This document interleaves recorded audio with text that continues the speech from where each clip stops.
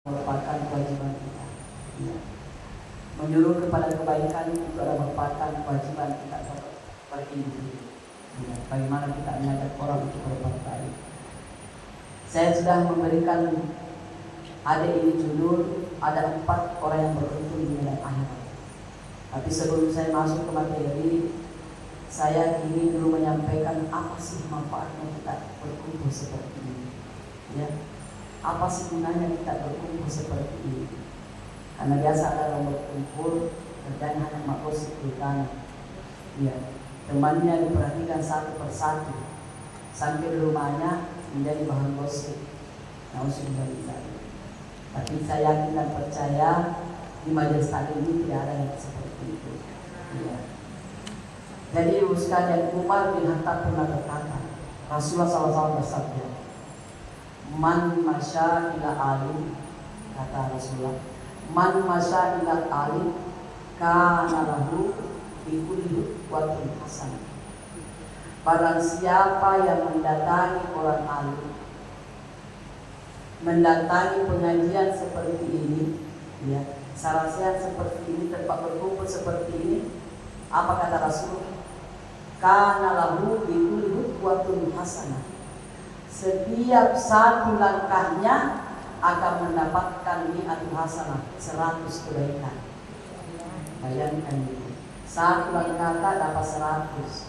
Jadi kira-kira berapa langkah dari rumah, berapa ratus kita dapatkan kebaikan. Saya lanjutkan lagi hadis itu. Fa iza jalasa indahu, ya, maka apabila ia duduk di sisinya seperti apa yang kita lakukan ini, awis tama'ah maya dulu, dan mendengarkan apa yang dikatakan, apa yang diceramahkan, kana lahu di kalimatin hasanah, maka setiap satu kalimat akan mendapatkan satu kebaikan. Makanya ibu-ibu sekalian, kalau panggil ibu ketua pergi bermajelis taklim, jangan lagi malas-malas, karena panggil itu untuk menabung akhirat, menabung pahala akhirat. Satu langkah 100. Jadi kalau berapa langkah kita kemari, berapa ratus kita dapatkan. Luar biasa namanya bermajelis taklim. Bahkan dalam hadis qudsi Allah mengatakan, barang siapa yang mengingatku dalam waktu sendirian, maka aku pun akan mengingatnya dalam waktu sendirian. Tapi barang siapa yang mengingatku dalam bentuk kelompok seperti apa yang kita lakukan ini, maka aku pun akan mengingatnya dalam bentuk kelompok yang lebih besar dari apa yang kita lakukan ini. Jadi yakinlah ibu-ibu bahwa hari ini, detik ini ada malaikat yang menyaksikan pertemuan kita. Nah, misalnya ada tim dicatat, Ibu Novi dicatat, Ibu Melati, semua dicatat. Ya Allah, hari ini yang hari pengajian di Nur Sejahtera ini, ya Allah. Nanti besok hari Senin dan hari Kamis dia laporkan, ini loh, ya Allah, hambamu yang selalu ikut pengajian. Ini loh hambamu yang selalu ikut bersama dengan orang-orang alim. Makanya ibu kita disunahkan puasa Senin Kamis, karena pada saat Senin Kamis itu terbuka pintu surga, dan situlah para malaikat pergi melapor tentang kebaikan yang kita lakukan. Luar biasa itu bernama majelis taklim. Di sisi lain ibu sekalian, di hadis sudah dikatakan ibu-ibu, ini baru pemanasan ya, belum masuk ke ini. Saya harus singgung dulu.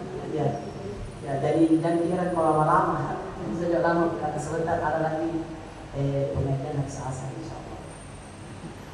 Rasulullah SAW bersabda begini, a'malu khamsatun. Jadi amal perbuatan yang kita lakukan itu ada 5.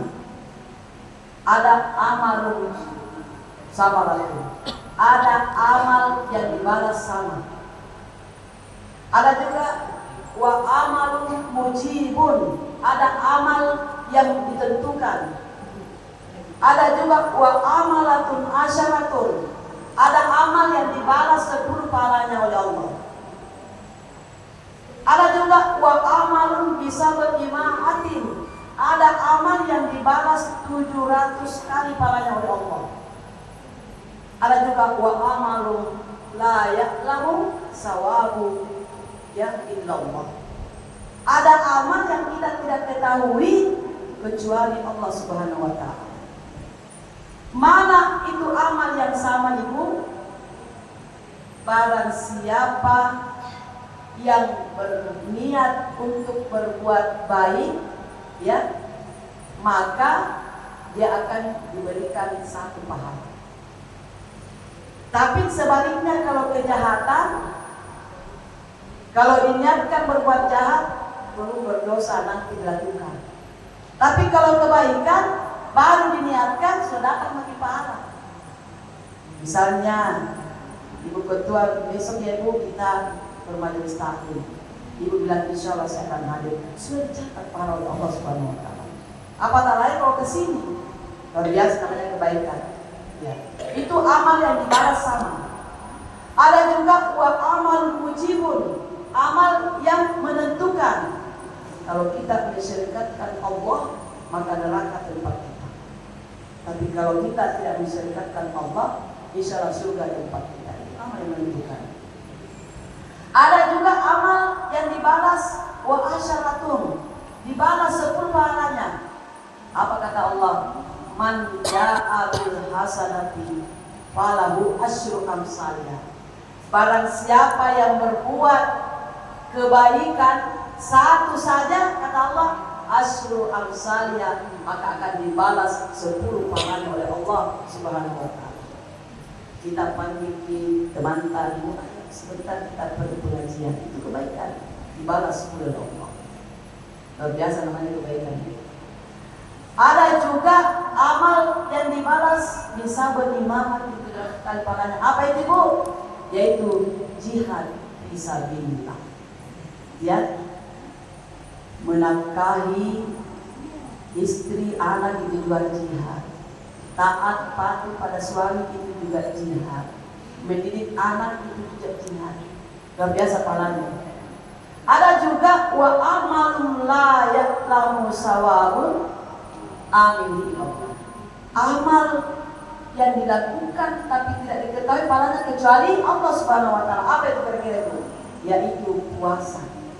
Makanya biasa itu dengar kalau Ramadan as-saumu li wa ajsili. Puasa itu untuk kata Allah wa ajsili, dan saya akan membalasnya. Jadi siapa yang berpuasa pun insyaallah itu tidak diketahui pahalanya kecuali Allah Subhanahu wa Ta'ala. Dan ciri-ciri orang yang husnul khatimah adalah dengan berpuasa. Karena berpuasa itu merupakan tameng kita terhindar dari neraka. Ya, sekalipun sebiji kurma, kata Rasulullah, ya, kita bisa berpuasa hanya sebiji kurma, kita bisa menahan puasa. Begitu pula memberi. Jadi ini punya pemanasan, ya. Baik Ibu sekalian, berapa menit saya dikasih? Ibu, berapa menit saya dikasih? Iya. Ya, dari Ibu aja berapa saya dikasih? Nah, baik Ibu sekalian, kita masuk pada inti materi. Yang pertama dikatakan oleh Rasulullah SAW bersabda, Arba'un a'tiyamunna faqad u'tiya khairat dunia wal akhirah. Jadi ada 4 yang kita lakukan kalau ingin beruntung dunia dan akhirat, kata Rasulullah. Apa itu, Bu? Yang pertama, lisanun zakirun, lidahnya selalu berzikir. Yang kedua, wa qalbun syakirun, hatinya selalu bersyukur.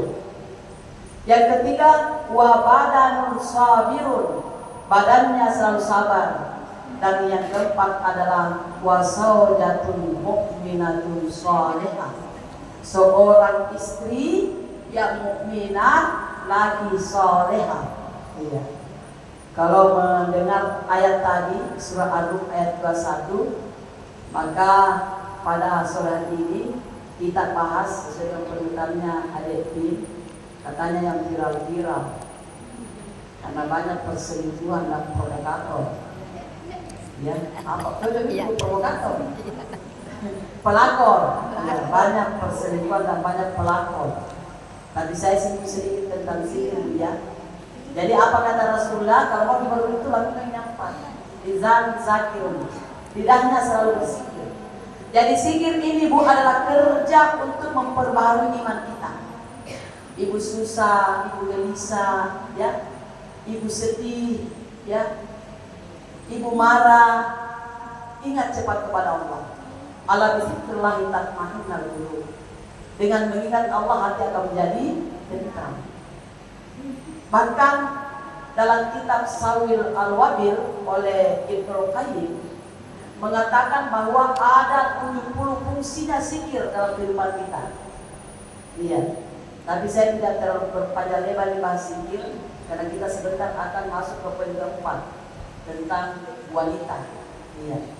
Makanya Ibnu Qayyim mengatakan fungsinya zikir itu ibarat ikan dengan air. Bagaimana itu ikan kalau tidak ada airnya? Mati. Maka kalau orang tidak berzikir berarti orang yang mati hatinya. Makanya dimanapun ibu-ibu, kapanpun, dimanapun, dalam keadaan apapun, kita senantiasa berzikir kepada Allah Subhanahu Wa Taala. Iya. Mau banyak rezekinya, banyak berzikir. Susah-susah, banyak berzikir. Terlalu banyak ditimpa musibah, berzikir. Ya. Mau tenang hati kita, berzikir. Jadi tidak ada kata lain kita tidak bisa berzikir. Yang susah, kalau bahagia pergi ke kafe, pergi ke diskotik, ya. Kalau sudah susah pergi lagi ke masjid, gembira pergi lagi ke kafe. Bukan itu pelarian kita ketika kita susah. Nanti kita bisa sta'anta fasta'ibillah. Ketika ingin minta tolong kepada Allah kata Rasulullah. Kalau ibu mau sehat, banyak berzikir. Ya. Ada seorang ibu testimoni begini. Sudah hampir 100 tahun umurnya, tidak pernah sakit. Ketika ditanya apa yang ibu amalkan, apa dia bilang? Setiap habis salat subuh, setiap mau salat subuh dia siapkan air. Ya. Ini siapkan air. Dia buka ini air. Setiap habis salat subuh. Sesudah salat subuh dia doain ini air. Apa dia bacakan ibu? Pertama dia baca Bismillahirrahmanirrahim 100 kali. Kemudian dia baca Al-Fatihah 3 kali. Kemudian dia baca salawat 11 kali. Kemudian dia baca dalam surah Yasin kalau tidak salah, innama amruhu idza arada syai'a ay yaqula lahu kun fayakun wa subhanallazi bi yadihi malakut kulli syai'in wa ilaihi turja'un. Surah Yasin terakhir dia baca 11 kali. Kemudian dia baca takbir 3 kali, baca la ilaha illallah 3 kali, baca istighfar 3 kali. Kemudian dia berdoa, ya Allah, jadikanlah terapi air minum ini untuk mengeluarkan segala penyakit yang ada di tubuhku, ya Allah. Siapkan saya Allah lewat terapi air minum ini dengan izinmu. Ya, jadi kita dibaca. Jangan juga 1 gelas kita bikin terlalu sedikit itu. Kalau bisa ambil tempat besar, cewek apakah kita doain supaya suami tak bisa minum, anak tak bisa minum, ya, saudara tak bisa minum. Kemudian dititipkan ke air itu. Tapi ada juga pernah bertanya kemarin, ada yang bertanya sama saya, "Bamalkan itu Ustaz seperti kau?" Itu masih saya apa sakit. Saya tanya, bagaimana cara tak mengamalkan? Ikhlas lagi atau bagaimana? Ikhlas sekali dah Ustaz. Ustaz saya ikhlas sekali dah. Bagaimana bentuk ikhlas tak? Ya, karena keikhlasan itu tidak bisa digambarkan dengan kata-kata. Hanya kita dengan Allah yang tahu. Iya. Jadi kalau ada yang mengatakan Ibu Ketua ikhlas ke Ibu Limbang, 1 juta.